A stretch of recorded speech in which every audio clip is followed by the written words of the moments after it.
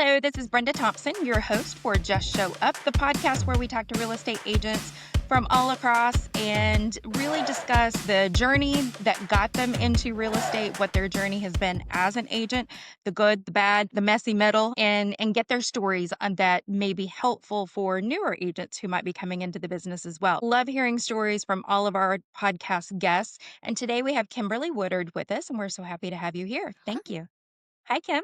Thank you for having me. I'm excited to be here. Good. Okay, so let's dive right in. I know for a lot of agents, real estate is not necessarily their first career. Sometimes it's a second or third or 10th. So tell us a little bit about what led you into real estate and how long you've been around and kind of your journey of real estate. Okay. So I grew up in the business and my dad was in the mortgage business.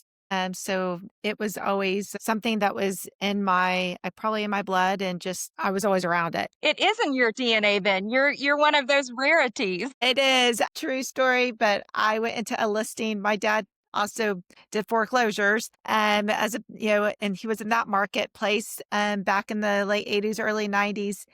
And one of the houses that took over from the bank, it was a brand new construction in an area because that's when a lot of the builders were giving their properties back to the bank. And it was a different era in real estate. And he had hired my friend and I to clean it and clean all these houses, and they were all in the same subdivision. I walked in that listing. I said, I've been in this house because they were the original owners. I said, I was in this house before you bought it. And we joke around on it. And it's just a small world how things just come around. Again. It is so true. And I've gone through that in my journey as well, where I've sold the same house a couple of times to people who didn't, to and by and from people who didn't even know each other at the time. But just by chance, I end up back in the same door again. Yep. It is a small world. It is. I am in my 24th year, been selling for a while. And before that, I was dabbled in the mortgage business some, and I also dabbled and went to graduate school and worked for an attorney that all those papers that our buyers sign at closing, that's what they do. So I just really got a full circle when I worked for him, working closely with the title companies and the mortgage brokers, all the other parts of the process as well. And then decided what was I going to do with my life after graduate school. And here I am. So have there been any stories along the way that you would like to share that just things that you might have had to overcome troublesome along the way that you were able to kind of navigate through? So when I started real estate, 24 years ago, it was not a career where you had a lot of young, professionals going into it. And it was very different from a technology standpoint, too. Oh, definitely. Definitely. I mean, we were just getting into. Oh, we still had the map scope books. What are we talking about? And people are like, what's that? I'm like, yes, we didn't have GPS. We had to have our map and highlight, make Xerox copies of it and highlight our routes. Yes. And if you were the typical DFW agent, you were crossing from Dallas County into Collin County. And so you had multiples. Yes, they were all in your back seat. So it was, that was definitely different. And we were just getting into, the technology part of zip forms, we were doing, we would have to handwrite, contracts and fax them back and forth. And then they were the smallest, after you fax a contract back and forth, it shrinks and shrinks and shrinks. And then you're like, I can't read this. So you had to rewrite it again. And so that was definitely, different. And, people, usually you met with your clients to write the offers and counter offers and things like that. It wasn't the DocuSign where your client can be across the country and, just doing it, signing an offer on their phone. So those things were definitely a different process aspect. It's going to go, I would say, hand in hand.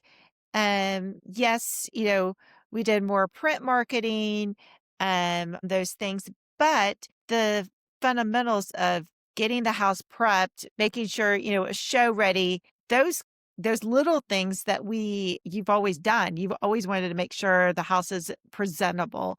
that it's show ready. You're not opening the door and people feel like they're embarking on your privacy because everything is out. You were still in some aspects staging the home Yes.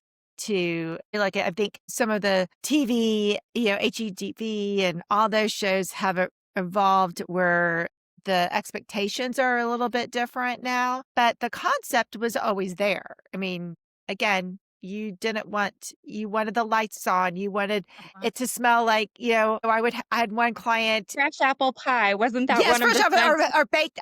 I had one client that we would do, he loved baking bread, so we would have his bread maker going, Yes. things like that. You wanted that, home feeling. And those are Mhm. the same things that you still see that are triggers that people want to see when they walk into a home. You're right, because there are so many things that we still do exactly the same. Yeah, Staging and teaching right, that seller, consulting with them about right. lighting and making your bed every day and Yep. picking up, general pickup. None of that has changed at all. No, I mean, no. sure, now we have some technology that if we wanted to digitally stage a room, we could. But, Correct. the basics of teaching our seller how to have the house ready is exactly the same, even though Yeah. every other aspect of the technology has changed. Oh, yes. I mean, now we're putting ourselves out there on Instagram, we're doing reels, we're cutting back, where we're seeing we're cutting back is our marketing aspect of we used to do mailers all the time. I mean, how many times did you do a mailer a week? Mhm. You had all these just listed, just sold, and, all that. We don't see that because people have kind of gotten away from the mail system for a few things that it's so lagged behind. So it's by the time it gets to the door, it could be old news by then.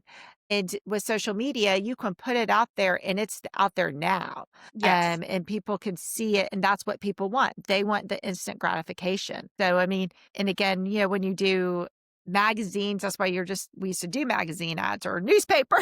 That's Dallas Yes. Morning News. Sorry, Dallas Morning News, but we did all that. We would do But I these think big both of us ads. have done that. Yes, and I mean, but that's in every business. Mhm. You were seeing that in every business out there, how marketing has changed to the more technology part of it. Mhm. But again, those key components, what people are still wanting is people are still wanting that interaction between the agent.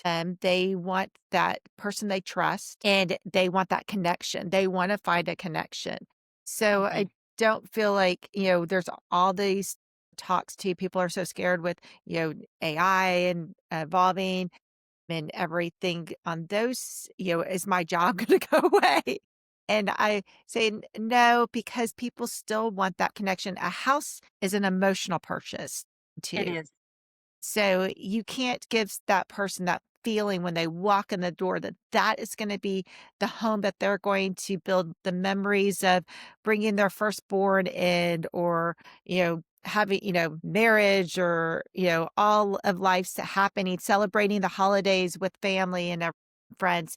You can't bring those things of triggering those memories or and visualizing those without them being in the home and actually experiencing it. So, Mhm. I agree. I've always said, I can't, and of course, now mostly I work with agents, but right. I've always said, I can't open any door and make you as a buyer love it enough to want to buy it, pay for it, and live in it. Yeah, And, the house has to do that. There has to be a connection between you and the house. And it does. nothing that I could say from a sales standpoint is going to make you feel that. It won't. And I tell clients all the time, they want to buy a house. A lot of your first time home buyers and they just so much want a house so bad.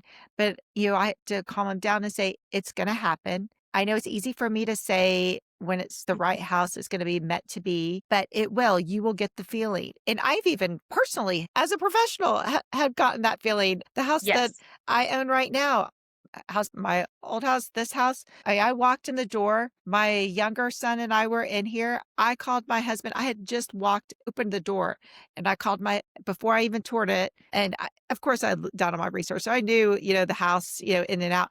And I told my husband, I go, would you like to come see the house I'm about to make an offer on? He was like, well, I guess so. I found it. Yes. So I was like, you can come see it, but I'm making an offer today. I love So, that. And isn't it funny because when we go through that ourselves as agents, yeah, it is that reminder for us that it really truly is an emotional yeah, process it for both is. buyers and sellers. Yeah. But it is something that when you feel it yourself, you're reminded of, "Oh, yeah, this is the feeling." And This what is a the wonderful feeling. thing that we Yes. get to be a part of that feeling for so many people every day of our careers. It's amazing to me. It is, and it's fun to see the journeys.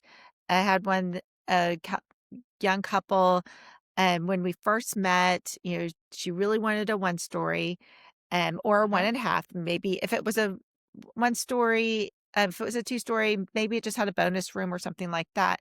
And we'd been looking and looking, and I found this one. It had just, now, we have a lot of price reductions in this marketplace. Right, So yes. it had just come into more their threshold of, and it was in an area where perfect location for them. So I sent it to her, said, we have to go see this. So we did. And she was like, this is it. This is her. Of course, her husband was traveling that weekend. We had scheduled I told the agent, hopefully it's there for them, but we'll be back on Monday to see it when he gets in town. And we did. And, you know, it was meant to be. It was the house for them. And I kept telling you, I was like, through their journey, I said, that house will come. And, they bought that house a couple months ago and are loving it. And it was just what they were looking for. It was the floor plan, it was the location, it just had everything that they needed. It's awesome. Is there anything along your real estate career that you wish you had known earlier or sooner? Maybe some Let's challenge see. that you came across that now you've worked through, but you wish Yeah. you'd known it back in the beginning? When I started, I just had a lot of energy and, I guess I still do. I'm 24 years later. But I will say what I do see with agents is, especially they're expecting everything to be handed to them. And that's not the case. You've got to go out there and really hustle and do things. And people will say, I don't know, network yourself. My first clients, I was young. People knew I hadn't been around that long. I mean, I was 20 some years old. So they knew I didn't have the experience. But what I did have is I had the connection and I had the drive. And they knew I was willing to work for them and get them what they wanted. If I did not know the answer, don't make up an answer. Say, I'll get back to you. They appreciate that. And I think that's another thing is people always feel like they have to have the right answer for their client right then. A client will be much more appreciative if you get them the answer and come back to them with the right thing than mislead them on something. Absolutely. Yes. And they respect you for having said They that do. too, for saying, "You know what? I need to double check on that and I'll get Yeah. right back to you." And then do it. Have the follow through to Right. get back to them on it. Correct. But yeah, they respect you for that. They definitely respect you for that. And then you're starting to build your credibility too. Mhm. So I would say that's definitely something that I would express to new agents to don't be afraid to get back to a client. Don't expect you have all the answers right away. Because if you do, then you'll never be able to do any business because No, you won't. even when you know the answers, Well, things can change. So then the yes. answer is different later. Don't be scared to ask for help. I always, when I was a new agent, agents were in the office. Again, technology was different. Computers, less people had, computers, speed, Mhm. desktops, and stuff like that, and home offices at their houses. So they did work at the office, and we faxed and things like that. So not a lot of people had fax machines, and we just did those. If there's even a few, just listen on, listen to conversations people are having with their clients. You learn a lot just by sitting and listening. Mhm. And that goes to is that listen to your clients. Don't be the talker. Sit there and listen to what they're saying because that's going to make you a more effective agent. And especially this to be the case with first time home buyers that sometimes they don't yet know how to articulate what it is that they want. And so if Right. you are the agent and you're listening to what they're saying, then Yeah. sometimes you can help them to define what's really important to them, Oh, even definitely. before they know how to put that into words. So Oh, listening definitely. is definitely Listening key. is yep. And I always tell my clients, because we all know our clients are all over, all the different websites, real estate websites out there. I tell them, send me a couple of the listings that you've liked. And that gives me a good understanding of style, what catches their eye, because just looking at if they all have a common, you know, thing to them, you can see, okay, they all had white kitchens or they all Uh-huh. had something in there that was really triggering that was the common denominator that's definitely a hot button for them. That's very good. So, this podcast is Just Show Up. I always like to Yeah. ask agents, what is the one thing that you always show up for, or that you feel like you must always show up for, whether it be personal or professional? What's your I must always show up for? So I do not cut out my health, like my workouts. That is something that I have, you know, it's in my schedule. It's an appointment is what it is. It is an Good. appointment. And I train at 3 days a week with a trainer and he knows if it's rain, sun or shine, whatever, I have to show up. I think he'd come and now pull me out of bed if I don't. um, but it gives you that restart. Maybe, I may work before my workout and, Mhm. do some stuff before. That is something that it helps me become a better person all day. I have a different drive after I've worked out. I feel more energized. It's the endorphins or, they've kicked in, which is a true Yes, statement it is. and really helps. So, whether you're someone like me that you want to work out, and do these intense workouts, or maybe it's just a walk. Maybe it's a daily walk, something to get yourself and it gets your mind refocused and gets you really started for the day. So, I love that. And you're so right. There are things that we do really need to show up for ourselves. I like to check things off the list. So yep. if it's something I can do in the morning like that, Yeah. then I've already checked one thing off of the list even before I've gotten truly out for the day. And like you said, Right. sometimes you've started your day and I'm shocked how early I start with email, but I Yeah. start with something, but I might take a little break in there and then finish my day. So I love Definitely. that you have made your own health a priority because when you're healthy for yourself, then you can better be there for others too. Most definitely. And my goodness, those of us who've been around for a while, we know that we might have 10 things on our schedule for the day. Yep. And it only takes one thing to flip it all around and all of a sudden you get none of the things I know. done. I mean, things happen, and that's Yes. why I say, life happens. Don't, the other thing is I think people do understand because our profession does, that maybe you've had to reschedule. I know I've had to push an appointment back. It's no lot different than my doctor having to push me back, Yes. because they've, encountered a patient that now that it's taking a little bit longer time. Things happen. I mean, I've had it where Mhm. I've had an emergency on a house and I'm like, I'm gonna push you back because I have a house that, has a flood going on. I have a listing that's flooding. With that being said, they're like, oh wow, she would be doing that for me, or, whatever that agent, they're respecting that you Great point. do, you are, attentive and you are, hands on. It shows that you care. Yeah, And that's it what does. they want too. Correct. Well, so is there anything that you would want our audience to know kind of as we start our wrap up? Is there anything you want to leave our audience with as far as advice or tips from the journey? Tips for okay. For the new people getting into the business, make yourself known. You can only do so much behind a computer. One lady was involved in a running club. Let all those people in your running club know what you do, mingle with them.